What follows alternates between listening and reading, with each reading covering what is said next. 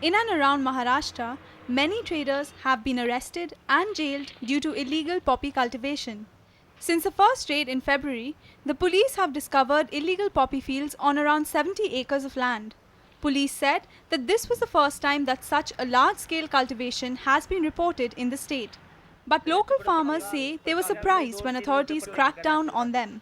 2 एकरमध्ये अर्ध गवताच रान आहे, अर्धा एकर आणि 1.5 एकर आहे. त्यामध्ये ऊस, गहू, मका, भात असं असते. ऊस आमचा एक 10 ते 15 टन जातो वार्षिक.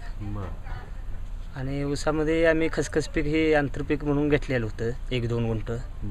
त्यापासून आम्हाला खसखस होत होते.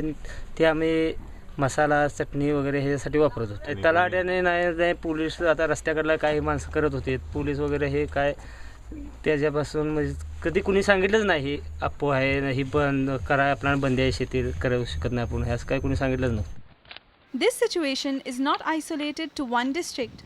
The fields of Natoli village of Sangli district, where once sugarcane grew aplenty, now lie in a barren state.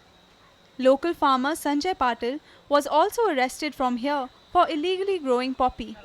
With people calling them smugglers, his son Kumar is left trying to find a way out of the problem. आणि आमची 2 acre शेती, त्यातली अर्धा acre डोंगर आहे, 1.5 acre शेती, ते पण 12 ठिकाणी म्हणजे 4-4 गुंठ, 5-5 गुंठे आमची रान आहेत. मग आम्ही एका गुंठ्यात आपली खसखस केलेली, मसाले पदार्थासाठी केलेली. हे आम्हाला काही पहिलं माहिती नव्हतं की बाबा ही अफवा आहे, ही आहे. आम्ही 2 वर्ष झाली आम्ही आपलं करतोय मसाले पदार्थासाठी. त्यातल्या चटणीसाठी ठेवून राहिलेली आम्ही एक 200 रुपये 150 रुपये किलोनं आम्ही दुकानदारांनी विकत होतो. आणि आम्हाला असं काय माहीत नव्हतं की ह्याच्या बोंडापासून म्हणा अप्पू बनवतात, ही काय बनवतात ती काय माहीत नव्हतं. मग आमची एक गुंठ्यात असल्यामुळं, आमच्या वडिलांचं नाव सातबाऱ्याला असल्यामुळं आमच्या वडिलांनी आता जवळजवळ 1 महिनाच झाला की नेले पोलीस स्टेशननं. त्यामुळे आता घरात कोण नसल्यामुळं मी बाहेर शिक्षणासाठी आहे, म्हणजे ITIला बाहेर शिक्षणासाठी असल्यामुळं आता जवळजवळ 15 ते 20 दिवस मी काही गेलेलो नाही शाळेला, कारण मागली जमीन पडत असल्यामुळे करायसाठी कोण नाही. Despite the multiple arrests, the farmers claim they were unaware of any drug dealings associated with their fields. आम्ही खसखस म्हणून शिने घेतलेलं इथं.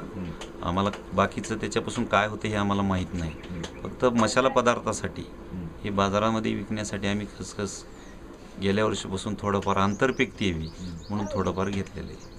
त्याच्यापेक्षा बाकी काही नाही. ज्यावेळेस ह्याच्यापासून काय होतं ते TV ला आणि पेपरला आलेलं तेव्हापासूनच आम्हाला माहीत झालं की ह्याच्यापासून हे होतं आहे.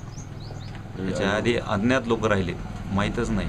कोणी बाहेरच्या कर्मचाऱ्यानं सांगितलं नाही, तलाट्यानं सांगितलं नाही किंवा गिरदावरनं सांगितलं नाही ह्याच्यापासून हे होतं आहे, किंवा पोलीस खात्यानं सांगितलेलं नाही की ह्याच्यापासून काय होतं आहे, कलम लागतं आहे किंवा गुन्हा होतं आहे, काहीही माहीत नाही. पूर्ण आमच्या शेतकऱ्याला अज्ञात ठेवलेलं आहे समजेनं. आणि अचानक आमच्यावर धाड टाकलेली. अचानक धाड टाकून शिने एकदम 35 लोक आमच्या आज अटक आहे. जवळजवळ 24 तारखेपासून शिने अटक. Residents here hope the situation is resolved before it cultivates into more social chaos. With Makaran Gadgil, Paromita Banerjee, Mint.